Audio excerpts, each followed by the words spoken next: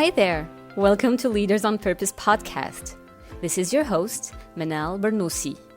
I am a multi-passionate mom of twins and a corporate executive in Casablanca, Morocco, living and sharing my personal development journey.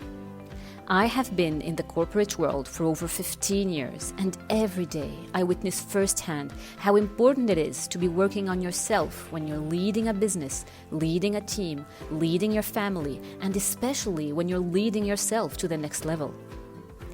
In this podcast, we're looking to develop the skills, habits, and mindset to reveal our full potential for a greater purpose. I'll be inviting inspiring people, beautiful souls, Moroccans, Canadians, Americans, Nigerians, and more.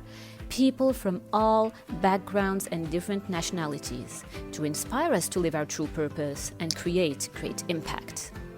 So join me every other Sunday and let's make this happen.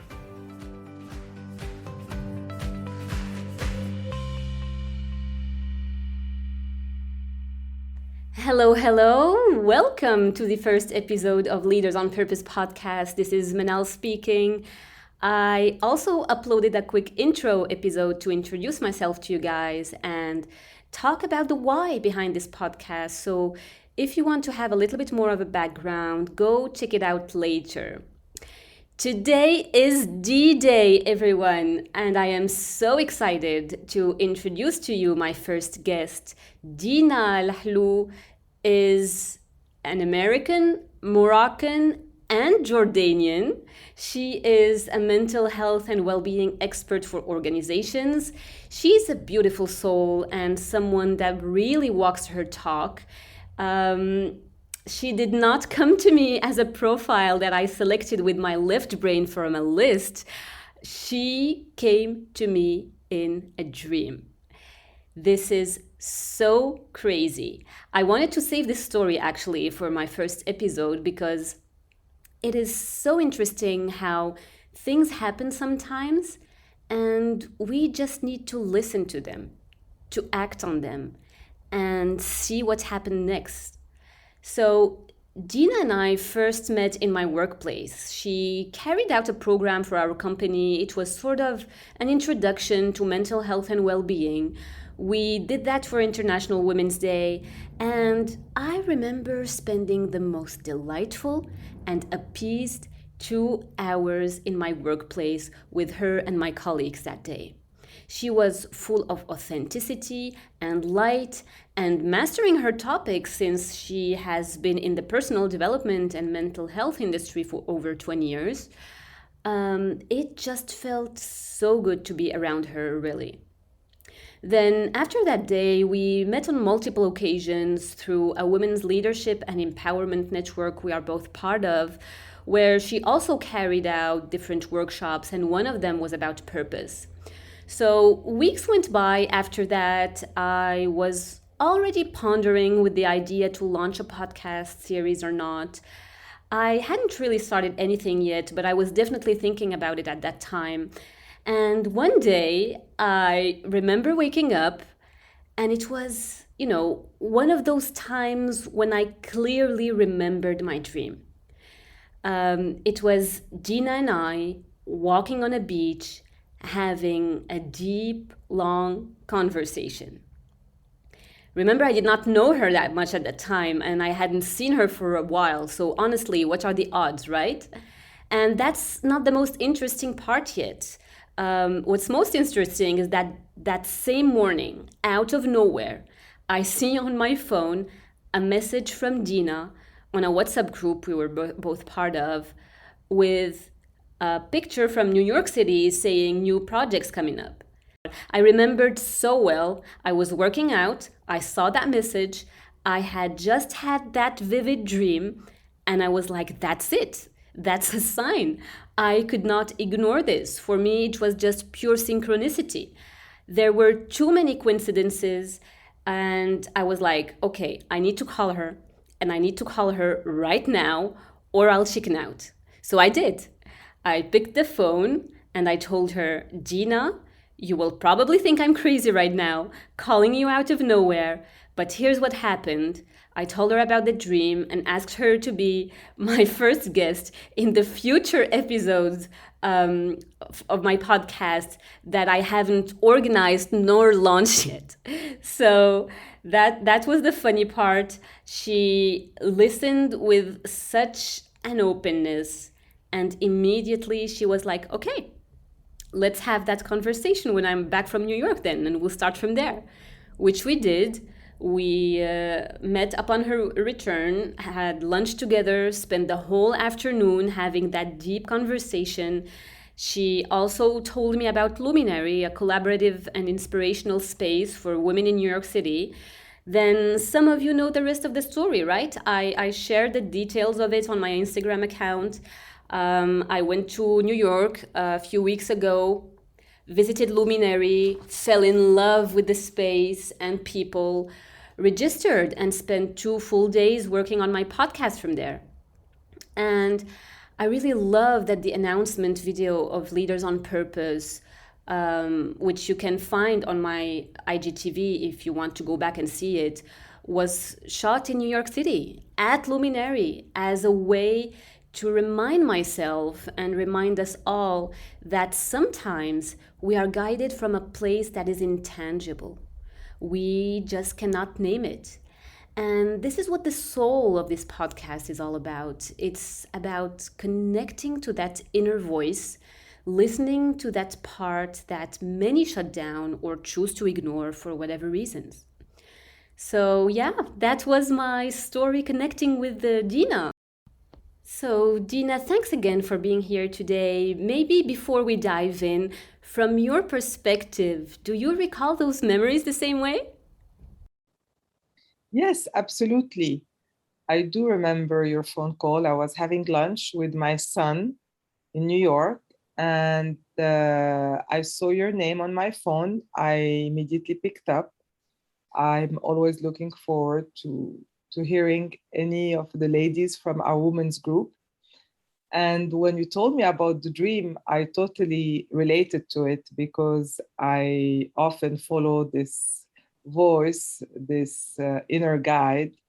And I didn't think for a bit you were crazy. On quite the contrary. I loved that you listened to that voice, and I could only say yes. So yes, I was very happy that you actually called me following my message. Okay, I guess the best way to start off is to tell us more about your story. I'd love for you to walk us through it and tell us what put you on the path of your own self-development journey. Yes, indeed. It was a trigger. The trigger was my divorce. I was in my early 30s and I had been married for 5 years with my university sweetheart, a marriage out of love and passion, but we were unhappy. We had a lot of issues, butting head all the time. We were two spoiled brats. So we were living in the United States. Then we moved to Jordan because he's Palestinian Jordanian. And the reason why we moved there, actually, I pushed for the move, was because I wanted to get away from New York and from the party scene and really start a family in a more safe family environment like Jordan was, because his family was there. And when we moved there, it lasted another year, as rocky as when we were in the United States. And we also went through infertility issues. It was very difficult for me. I had many miscarriages. And following the last miscarriage, feeling down and depressed, angry, frustrated, the worst elements to make any kind of decision. But I did make the decision to ask for divorce. And it was met with a lot of resistance. Lot of resistance from his family, my family, our friends, because on the paper, everything was fine. We had, what was called the happy marriage. in the sense that we had it all, the status, the money, the life, the travels, everything. And, but something was missing for me.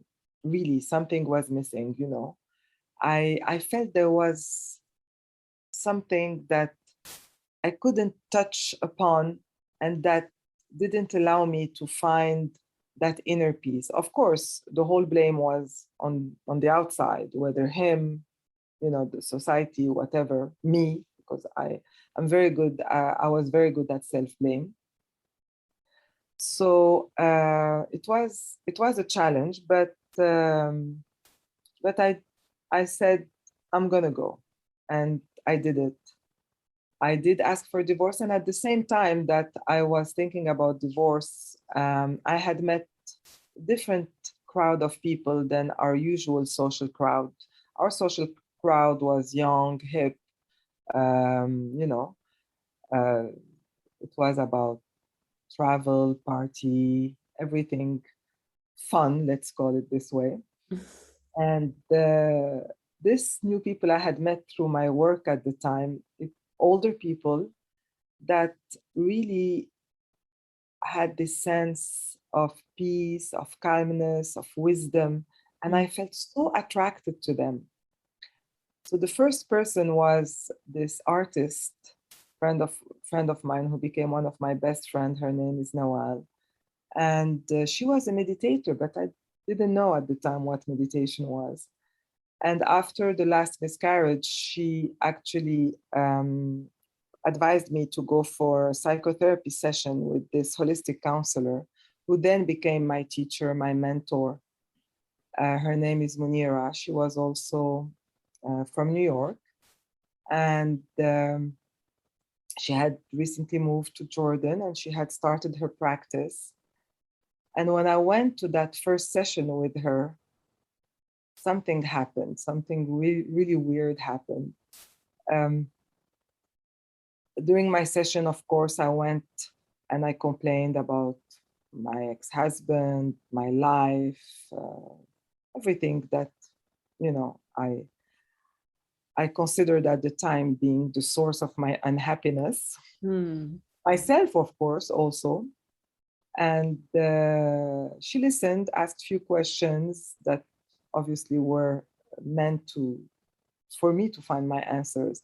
And then towards the end of the session, she asked me to close my eyes and to take a few deep breaths. So I did.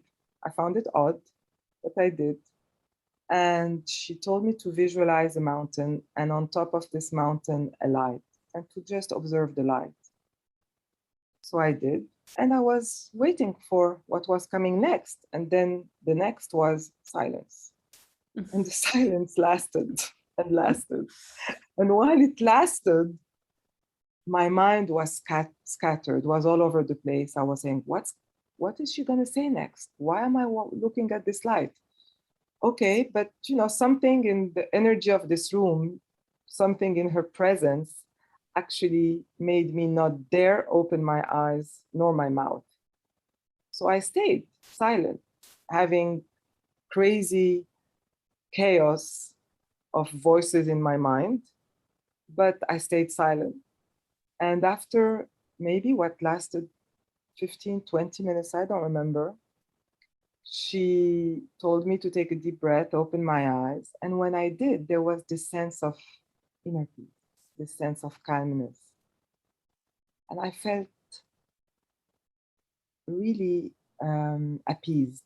And I looked at her and I said, what happened? And she said, nothing, you just connected to yourself.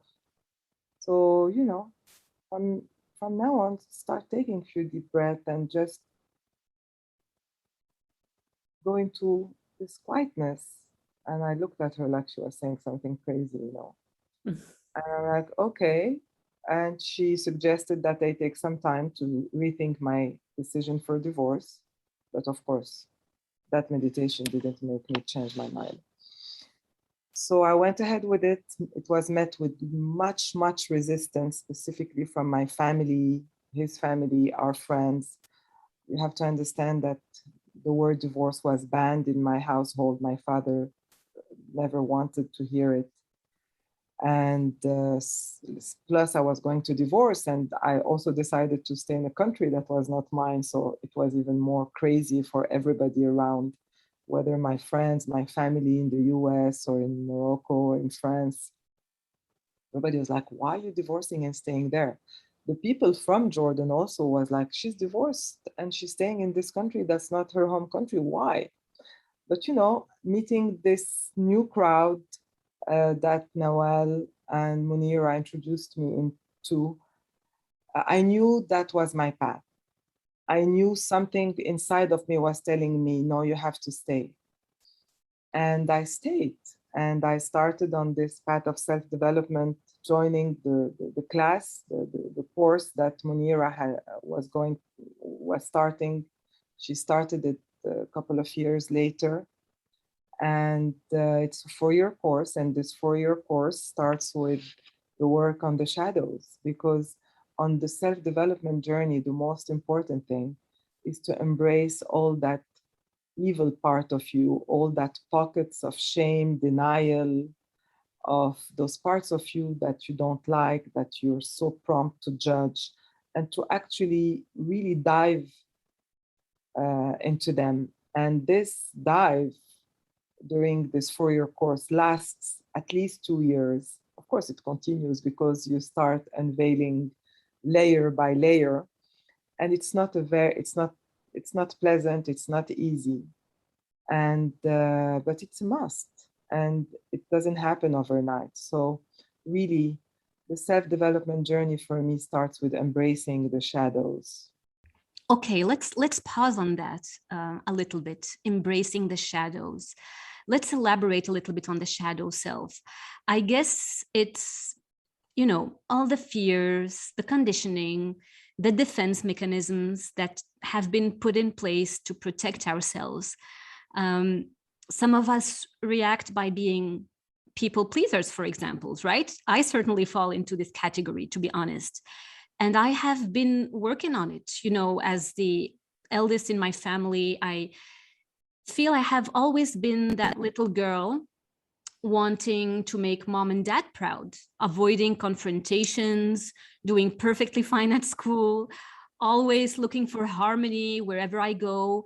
And that comes with all sorts of shadows, for sure, because life is what it is. So I had to learn to say no without feeling bad about it. I had to learn to face difficult conversations without being drained by them, no matter how tough that was for me. And I'm sure many can relate to this, that protection that people wrap themselves with, whether it's anger or emotional detachment or perfectionism or whatever the form it takes, that hides layers of pain. And the work that we all have to do is to deconstruct that belief system and understand our triggers, right? And dance with them rather than having them control us. Now, the question would be, what's the best way to work on those shadows? What's your thought on that? Well, in this program and all programs in self-development and healing, shadow work plays a very important part because it is the beginning. So in our curriculum, we focused on it for 2 years, really full time. And it was not easy, I'm going to tell you that, because you go through so many things that consume your energy, your attention, and all those things, all this conditioning shape us in one way or another, and we become the ones resisting our change. We become the one resisting this drive, this pull that we need, that we embarked upon for healing ourselves and for deconditioning ourselves. So the first thing in shadow work is expansion of self-awareness. And this starts, of course, with the 2 tools of anyone on this path, which is meditation. Mm-hmm. So journaling, because you need to know the kind of dialogue that goes on up there, the inner dialogue, the constant voices fighting up there. The non-stop chit chat. Exactly, the non-stop Yes. Oh, yes. voices telling you this is good, this is not good, the judgment, and all those voices trigger a lot of emotions. Let's not forget that emotions are the result of interpretations, and this interpretation is done through our filters, our lenses of belief system. And this belief system has been built in us without even us being aware of it, because it starts very young. So really, this shadow work is the only way, and the tools, which are journaling and meditation, help us find ourselves, knowing who we are, and specifically be in touch with everything we reject, we resist, we suppress, we deny, we ignore, we neglect, or we keep hidden. All those things that we do, all the time without being aware of, feeds our shadow. And feeding the shadow is exactly the conditioning, because everything comes from our filter. So everything we're ashamed of, and we have lots of pockets. I like to call them pockets of shame. We have areas where we have little pockets of shame. So everything we're ashamed of, our secrets, our unfulfilled desires, the thing that we choose to label as failures, because it's a choice all the time, because it's a conditioning. We're going to say it's a failure. Now maybe we will call it a lesson. Everything that frightens us, everything that we can't stand, that makes us angry, jealous, envious, everything that makes us obsessed or irritated, that we might find disgusting, uncomfortable, unacceptable, all those things that we avoid, that we want to keep away from ourselves, feed our shadow. So you understand why it takes minimum of 2 years not to work on the shadow, just to identify them, just to get into the work. It's introductory work, because the rest of working on the shadow, it lasts a lifetime, but because it's layer after layer. So shadow work is truly a full-time job, and it's the only one that really pays off. And the funny part is the resistance we have with it, with ourselves. I remember expressing it, because part of the shadow is also expressing it.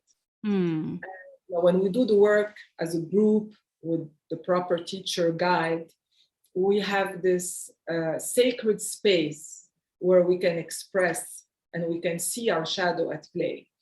And I do remember telling one time my teacher, because I really hated it, some of the things I found in myself, or how I disliked many aspects of myself when I started doing the shadow work. I told her, I really hate you. I really wish you dead. And oh my God, that's brutal. The reason, I really wanted to express it. Yeah. And because when you express the worst part of yourself, you embrace it. And that's when the work is starting, right? When the work is done, actually. Honest with yourself. Yeah. Yes. And this is when you free and you liberate yourself. And the reason why I said that, because I'm going to say why. And I'm going to say, because once you switch on the light of self-awareness, you can never switch it off back.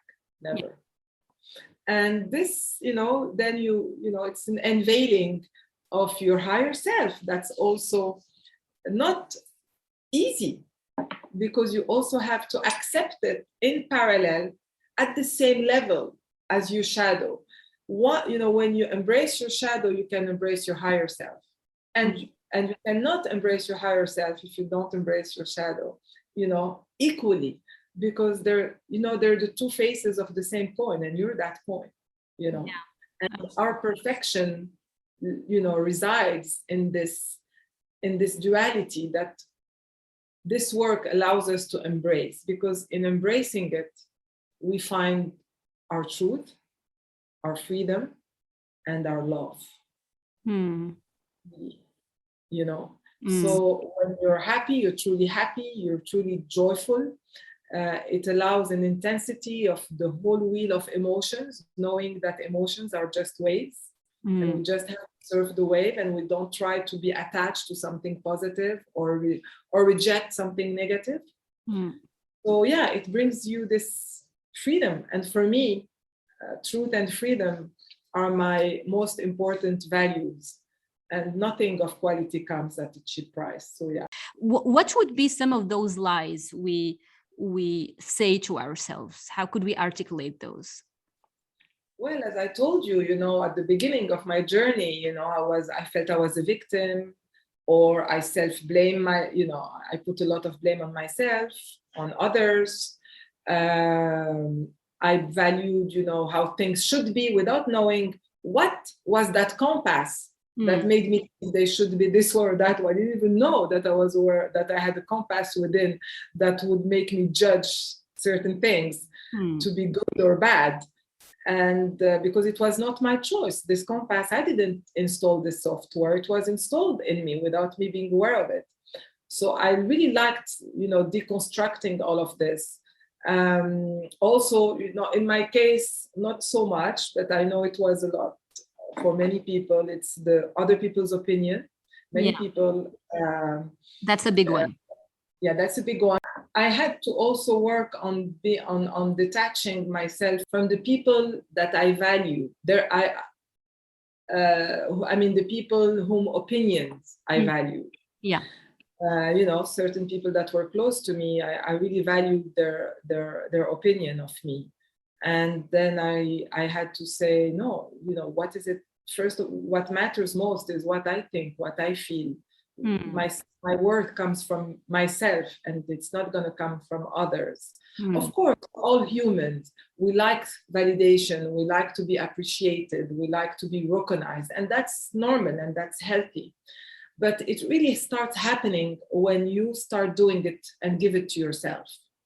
So those lies could be, how things should be, victimization, blame, other people's opinion, believing that the world is unsafe, believing that people are after you, that people are mean, whereas everybody's doing his own thing, and everyone is just trying their best. Absolutely. Or believing that you have no power, that things are the way they are and there is nothing you can do about them. And I believe that in this specific time that we're living right now, it's very important to connect with our inner power. And it's very important to go beyond those conditioning that are linked with those lies, that are linked with the different facets of our ego, specifically fear, because now fear is very much is fed. I mean, we are fed fear every day, and there is nothing better than making a person afraid to control that person. Absolutely. That's so true. Yeah, so this sense of freedom, is very important, and one really has to do this work to find and to reconnect with his or her own inner power. So truly what's most important is what kind of life do you choose to have in these difficult times? Do you want to make this commitment to yourself to be this true, purposeful human being that are here truly to live fully your life? Or are you going to just let life pass by you? Are you going to be the master of your life, or are you going to be like this kite in the sky without anybody holding its thread? Yeah, that's a powerful image. You either work on yourself and keep growing and improving, or your life is happening without you even noticing. I totally agree with you, Manal. And I like to always tell my students, do you want to write your roadmap and be the producer of your life? Or you just want life to bypass you and you just somebody who only in reactive mode? So you either choose or you find yourself with no choice. So, and other people choosing for you. Absolutely. So to me, it's something that I've started when I told you over 20 years ago. And I made that choice very consciously. And I said, okay, my growth is going to happen with awareness. And I'm going to choose which path I'm going to go on, what I want to do. I'm going to experience and live my life with awareness, with self-observation, and surfing all the waves. I went through many things, obviously, in my personal life, my professional life, and without that work that I had done 20 years ago, I don't think I would have lived it the same way. I wouldn't have made the same decision. I wouldn't have had the joy, the happiness with that intensity, nor the sadness, when I lost people I loved, or when life hardships are thrown at you. You also have to live them with true intensity. As I told you, it's the two faces of the same coin. So it's a commitment I made to myself. It's really a commitment, and is to be guided by my higher self, by the voice of my spirit, and not to be guided by the voices of conditioning, because they're always there. They never stop. It's layer after layer. Absolutely. Building self-awareness gets you to also unveil and understand those forms of ego, I believe. And as you said, it's a beautiful commitment to make to oneself. It's really absolutely key.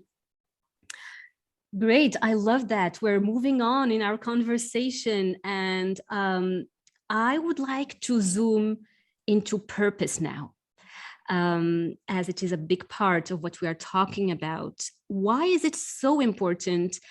And how do you know that you have found it? I mean, how do you know that you're living in purpose and you feel you are living in purpose today? So, as you said, purpose is not something that we look for. It's something that we are. When we are true, authentic, when we live in our authenticity, when we live committed to ourselves, in all honesty, we are already on purpose, because there is no self-lies, there is no denial. And to me, whatever thing that you choose to do, if you do it from that space, authentically, fully, passionately, and it becomes effortless, then you are on purpose. So for some people, their life purpose is to heal. And in this way, they're going to become doctors, healers, and it can take many forms. Others is to build, and they're going to become architects or engineers. Others is to care, and they might be teachers or housewives or mothers, fathers, whatever. So living on purpose, it doesn't mean that you have to fulfill a mission and it's just one mission in one life. It could take this form for certain people, but not for everyone. And it's okay. The most important thing, one of the indicators that you are on purpose, is that you're happy, you're fulfilled. Everything that you do becomes effortless, even though at first you need to make the effort. Yeah, everything. To try out new things, to experience, to do that work on yourself in order not to lie to yourself anymore. Because if you're true to yourself, then you will not keep doing that job you don't like, because you're facing your truth and you know that your path is elsewhere. So it's your job, right, to go and experience new things until you feel that passion and that effortless vibe within you. Then you know that you're on the right path. The beginning of living on purpose, to be able to live on purpose, you have to heal. Yeah.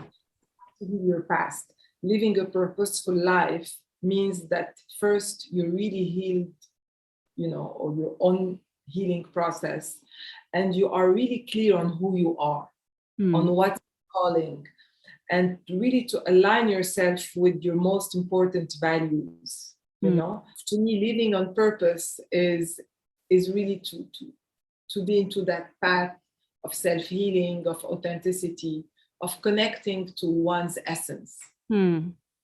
And this cannot happen without the conditioning and healing the past. So that's for me, and then it becomes effortless. So the beginning of it is a lot of effort, and then it becomes effortless because this is who you are.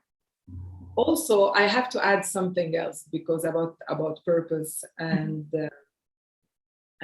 healing, it requires, even on this path of self-development, it requires two things: faith and courage.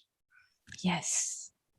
So I'm going to first talk about the different courages, different courage one has to tap onto, and we all have all this courage.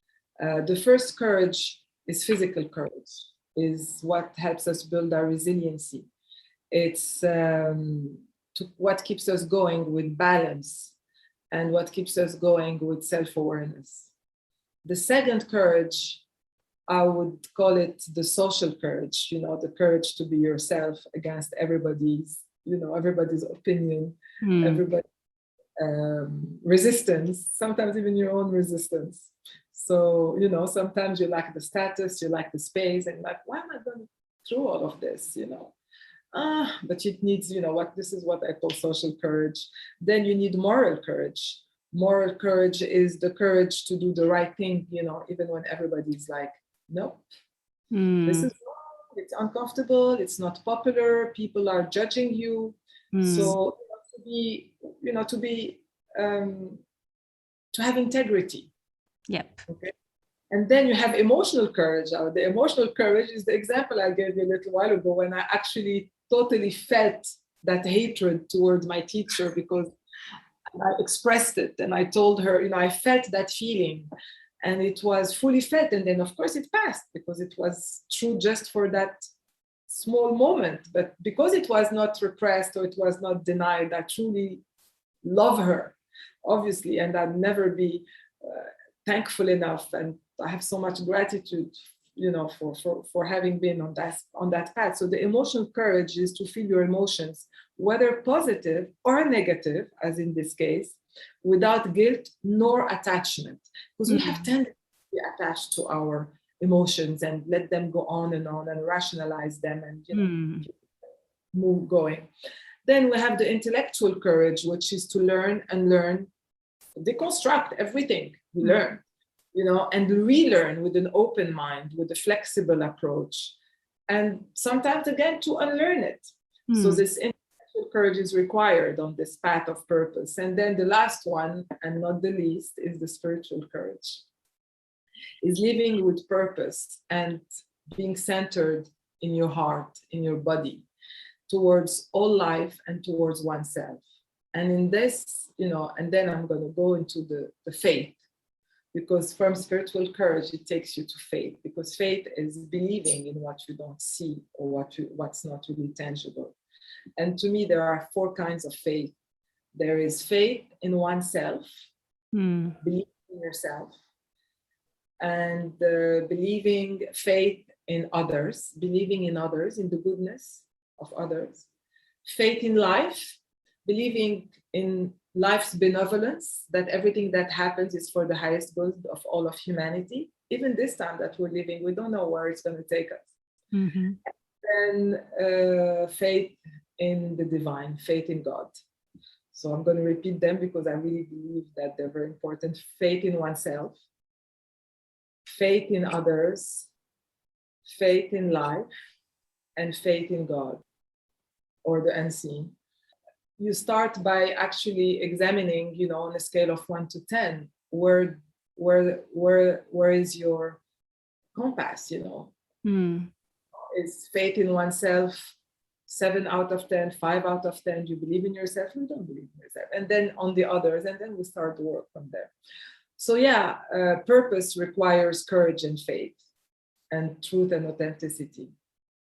And this gives you the effortlessness of freedom.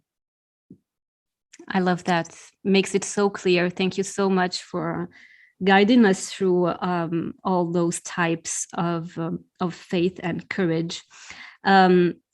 As we approach to the end of this first episode, I would love to know a little bit more about your daily routine, Dina. I mean, to be grounded like this and to work on yourself on a daily basis, that requires a routine, I believe. So why don't you tell us a little bit more about what you do first in the morning, and maybe if you have an evening routine as well, just before you sleep? What does that look like?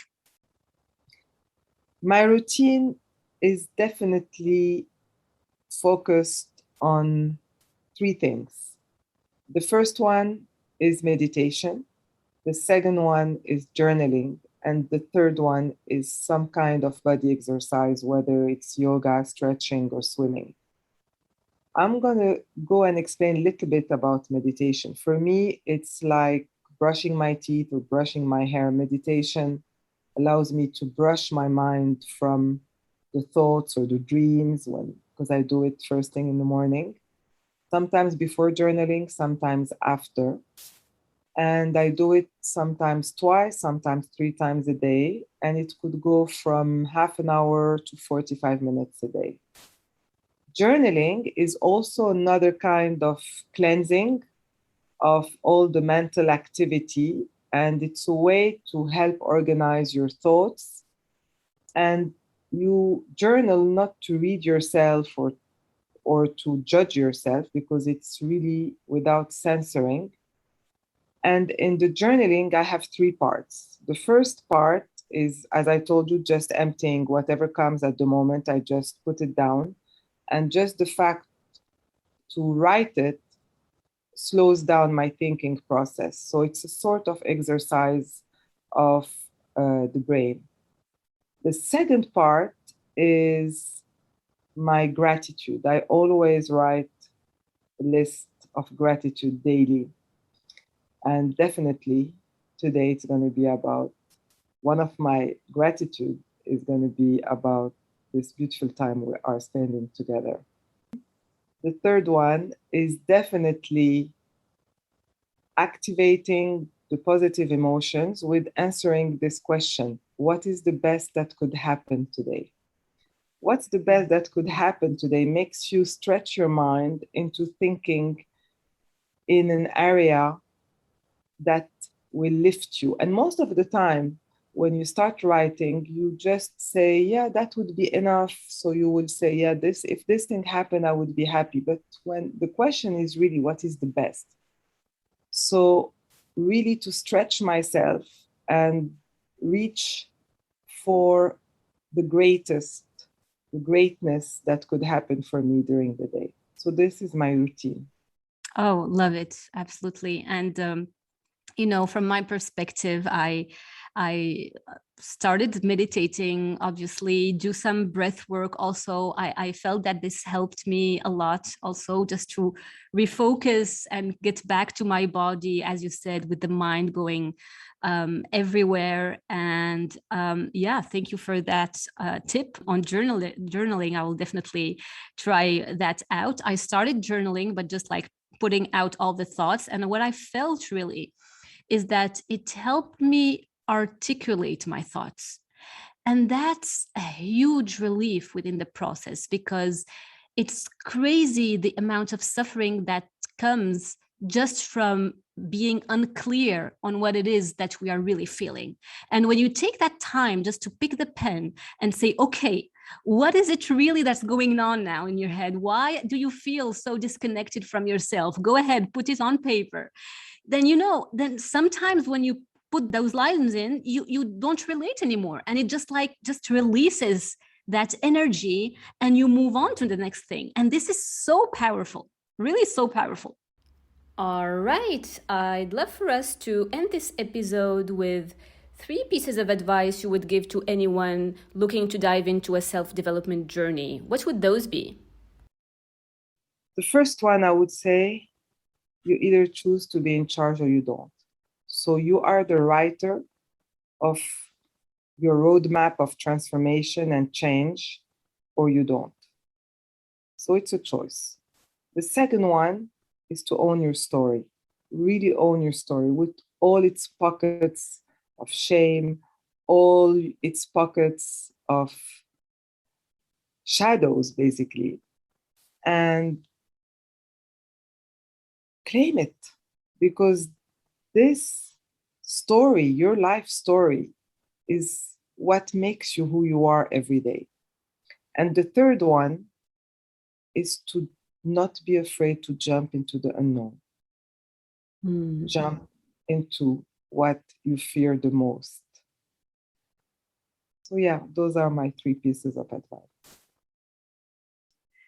I love it. Absolutely. Honestly, thank you, Dina, for being everything I was hoping for this first episode. I feel we can cover so much more. There is more than enough to do a part 2, I believe. So tell us, where can people get in touch with you? You are a mental health and well-being expert for organizations.